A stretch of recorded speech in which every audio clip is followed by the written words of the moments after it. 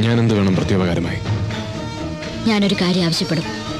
അതിന് സമ്മതമാണെങ്കിൽ നിങ്ങളുടെ മന്ത്രിക്ക് രാജിവെക്കാതെ രക്ഷപ്പെടാം. ഇത് കണ്ടോ, ഇതിനുള്ളിലെല്ലാം ഉണ്ട്. ഒരു മന്ത്രിയുടെ രാജിക്ക് ആവശ്യമായിട്ടുള്ളതെല്ലാം. കുറച്ച് ചീപ്പായി തോന്നാം.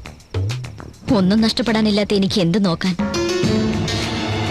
എന്തിനു വേണ്ടിയെന്ന് ആലോചിച്ചിട്ടുണ്ടോ? ഫ്ലാഷ് ബാക്കിന്റെ കുപ്പത്തൊട്ടി തോണ്ടി ഒരു പോസ്റ്റ്മോർട്ടത്തിനായിട്ടല്ല നമ്മളിവിടെ മീറ്റ് ചെയ്തിരിക്കുന്നത്. ഫിലോസഫിയും എത്തിക്സും സാരോപദേശവും ഒന്നും എനിക്കുള്ള മറുപടിയല്ല. ഇപ്പോഴും ഞാൻ ചെയ്യേണ്ടത് എന്താണെന്ന് പറഞ്ഞില്ല.